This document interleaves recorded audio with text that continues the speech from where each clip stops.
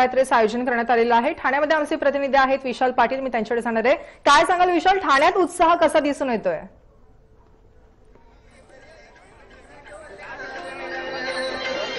बरं शैलजा, ठाण्यातला उत्साह जो आहे तो अक्षरशः वाढत असल्याचं आपल्याला पाहायला मिळतोय।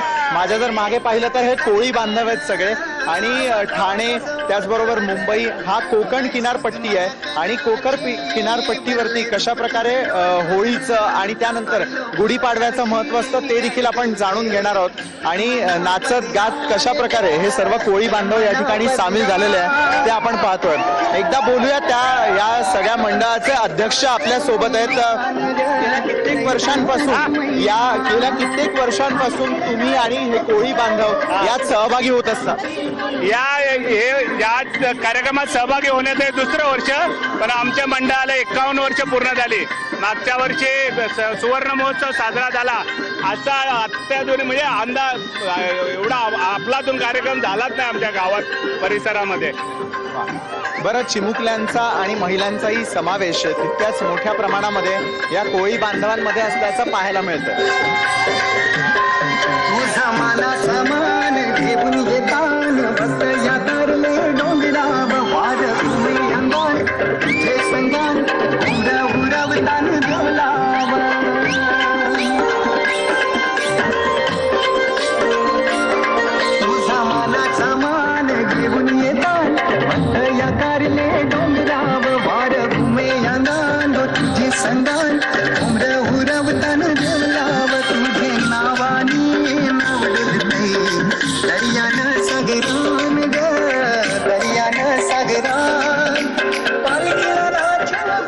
दरवर्षाप्रमाणे काही महिलांचाही समावेश खूप मोठ्या प्रमाणात या मेळाव्यामध्ये असतो, या शोभायात्रेमध्ये असतो। काय वाटतं आजच्या दिवशी?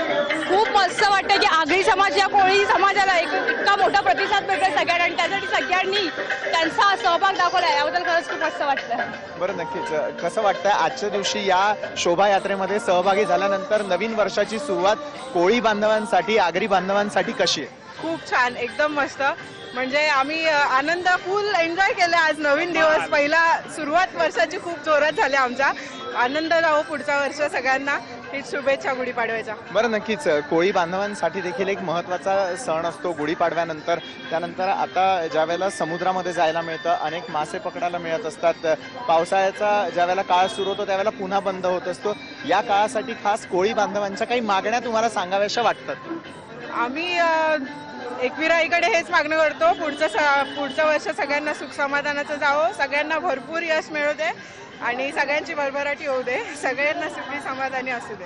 बरं, आज जो वेशभूषा तुम्ही परिधान केलेली आहे या वेशभूषेला काय म्हणतात? आमचं हे आगरी कोळ्यांचं पारंपरिक वेशभूषा आहे, आणि आमचं बालकुमचं मासेमारी दालदाई मंडळ हा प्रत्येक सण आम्ही म्हणजे एकदम जोर उत्साहात साजरा करतो।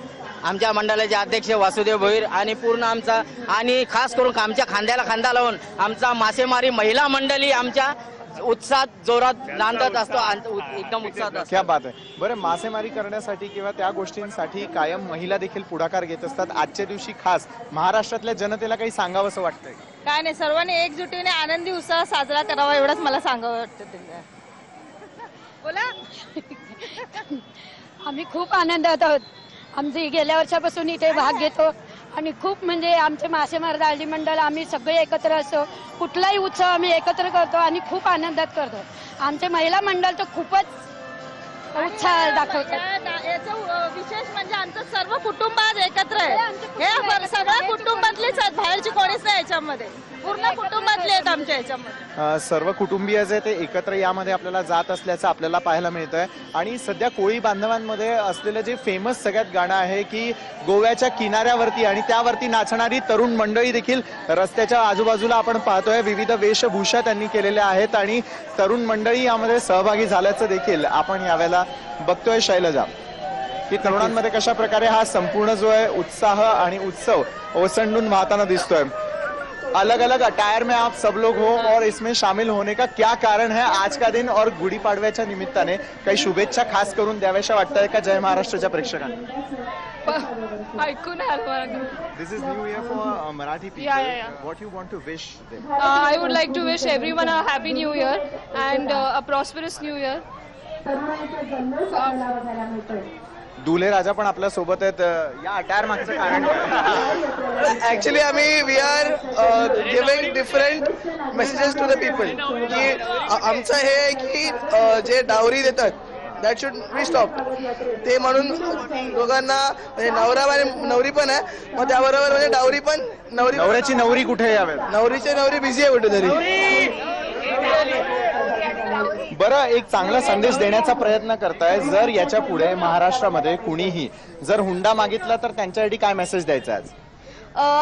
आम्ही हे म्हणायचं आम्ही हे म्हणू इच्छितो की मुलीच्या कडून तिला स्वतः दुसऱ्या मुलाच्या घरी जाणं, हे घेऊन जाणं हेच एक खूप मोठी गोष्ट आहे आणि तिच्यासोबत तिचे जे व्हॅल्यूज आणि जे आहेत तेच नेणं आम्ही सांगू.